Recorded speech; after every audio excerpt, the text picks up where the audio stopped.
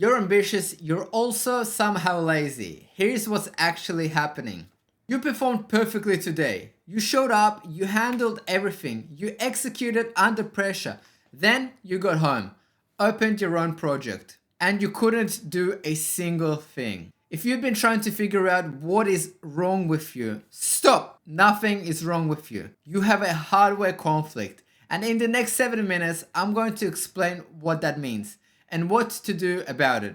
It's not that you can't work hard. You work hard every day. It's not that you don't care about your goals. You think about them constantly. The paradox is this: the more structured the environment, the better you perform. The more self-directed the work, the more you freeze. You perform for everyone else, you fall apart for yourself. And you've been calling that lazy for years. I did this for a long time. I genuinely thought I was the only person smart enough to see exactly what I needed to do and also completely unable to make myself do it. I thought there was a personal failing.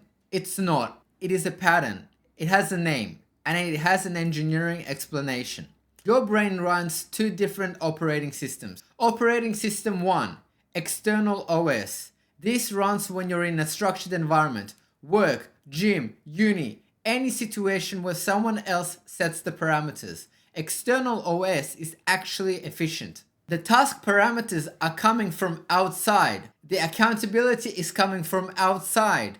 Your brain just has to execute. Low overhead, high output.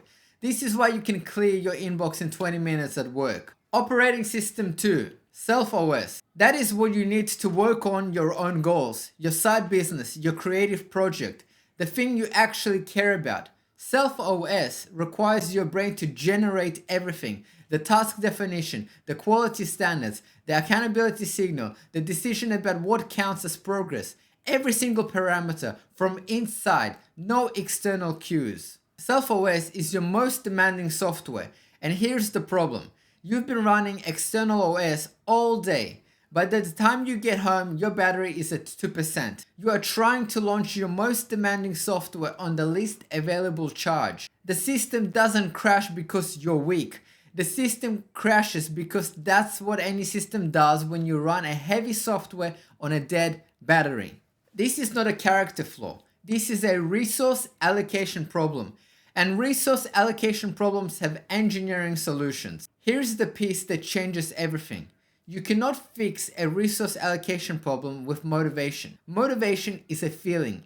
Feelings run on the same depleted battery. You fix a resource allocation problem with a system that accounts for actual charge level. That's the next 3 minutes. Part 1. Battery mapping. Not everyone's charge curve is the same, but most people have a window, usually 45 to 90 minutes, somewhere between getting home and full system shutdown, where self-OS is actually loadable. Find that window. For most people, it's the first hour after getting home, after the decompression drop, but before the full shutdown.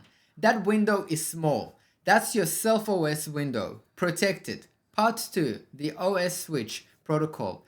The reason you crash going straight from work to your project is that you haven't switched operating systems yet. External OS is still running. You need a deliberate off-ramp. 20 minutes of intentional decompression, not scrolling, not TV. That clears external OS. Then a physical context trigger, a specific location, a specific signal that tells your brain self-OS is now loading. Without this switch, you're running two operating systems simultaneously at 2% battery.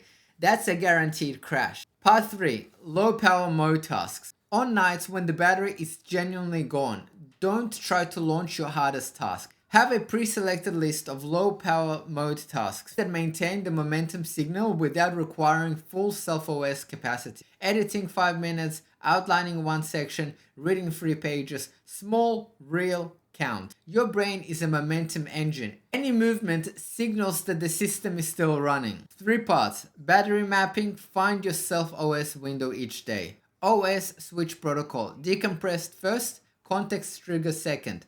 Low power mode tasks. For the nights when 2% is generally all you have, this channel exists for one specific type of person. You know exactly what you need to do. You can't make yourself do it. And you've been calling that lazy for years. It's not lazy, it's a hardware conflict. and hardware conflicts have engineering solutions. I built a free executor kit, link in the description. Subscribe if this is your channel. I post 3 videos a week for people who are smart enough to know what to do and can't make themselves do it yet. Next video, I'm going to give this exact failure mode a clinical name because it's been studied, it has a proper name, and hearing it for the first time changes how you see yourself. See you there.